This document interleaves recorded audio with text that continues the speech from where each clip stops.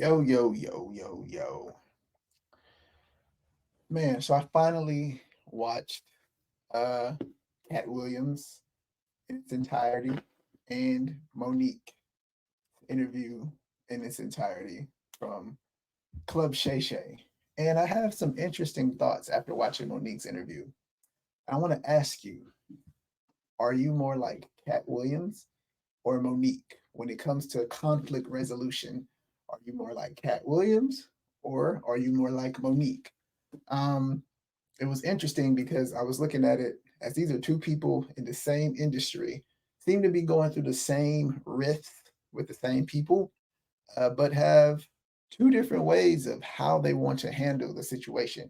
Um, Kat is very much like, yo, I don't need y'all. I don't want to work with y'all. I'm done, burnt, light a match, burn the bridge.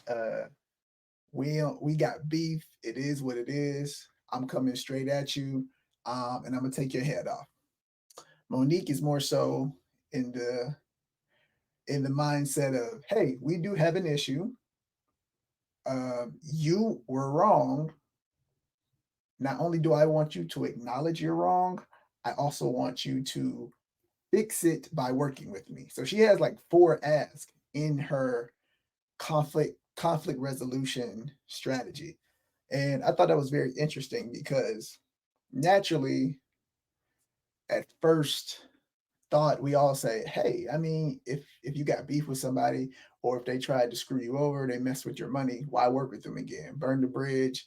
All of us feel like the natural thing is to be like Cat, but I think there is something to say about Monique's strategy of, "Hey, this was wrong. You were wrong.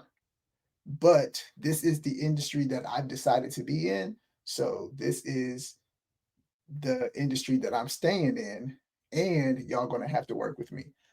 I don't know how I feel about that, but there is something to be said for people who approach it like that. Now, this is not the same thing. Do not come for me. This is not the same thing, but this is the closest thing that I can uh align it to make sense in my head. So I've been at jobs where there's people who are in unions and people who are not in unions. And sometimes certain things that were assigned or completed by people who were not in the union should have been completed by people who were in the union according to the contract. And so when that happened, people in the union would file a grievance.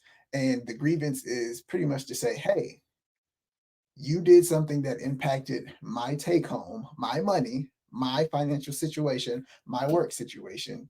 We need to fix it. And after you fix it, I'm still going to work here. Um, so I know it's not the exact same thing, not to get into union talk and all that, but that's the closest thing in my head where I've seen that situation work. And it also made me think back about Stephen A. Smith when he was talking about Colin Kaepernick, because I sided with Stephen A. Smith, where it's like, hey man, if you got issues, why and you're suing somebody, why work with them again, or why want to work with them again? And but then I also remember I have been at companies, multiple companies, where it wasn't just one lawsuit and the person stayed. There were a lot of lawsuits going on in a lot of these companies, especially when you get into that um, the bottom of middle management or the top of middle management, but the bottom of like leadership, where you just start realizing and finding out all this information. I just found out about a lot of lawsuits and grievances and people who were unhappy and got things fixed through lawsuits and formal legal action and all that type of stuff. So I did have to kind of restructure my thoughts on that situation and now also the Monique situation. And then also looking at Cat Williams versus Monique. Cat is a man, Monique is a woman. Is there something to be said where women have conflict resolution differently than men? But I can say that I think both work. If you plan on burning the bridge, make sure you create the leverage and the space and the finances and the opportunities to go at it alone. But if you still want to work with these people and stand 10 toes down in this industry because this is what you love and you're not going anywhere and they're going to have to deal with you, then also Monique still had to create the space, the leverage, uh, get the finances to still go at it alone. So while one seems a little bit soft or maybe some people even say begging, uh, the odd thing is they both are left out on the plank by themselves to walk the plank and see what happens. So I think both sides take strength, but I'm not sure what I would pick today. And it would also depend on the type of situation. But I commend them both for being honest, for telling their side of the story, and actually pushing forward and continuing and being consistent about their issue and what they thought was right and wrong. So that's one thought I had on it. And then the second thought I had was everybody that they talked about. People say, well, that's their truth. Everybody has their own truth. There's your truth, my truth, and then the truth. Yes, but let's hypothetically say all these truths were built on a lie.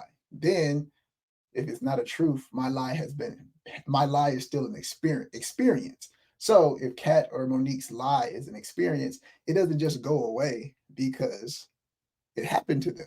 So I I had to think about how do people and not to say that Cat Williams and Monique are lying, but it just made me wander off into the land of how do people, if they find out what their what their experience was is built on a lie, how do you even reprogram that? How do you unpack that?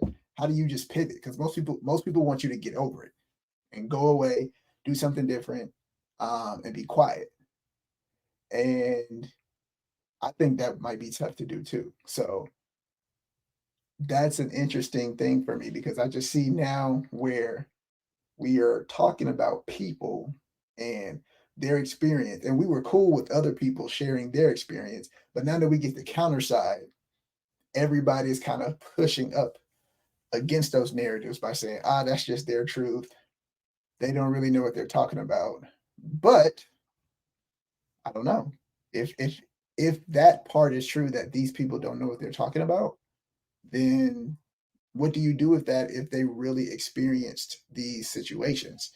You can't just say, well, so what? They actually have to do something to repair that, which would still involve these people that they're talking about.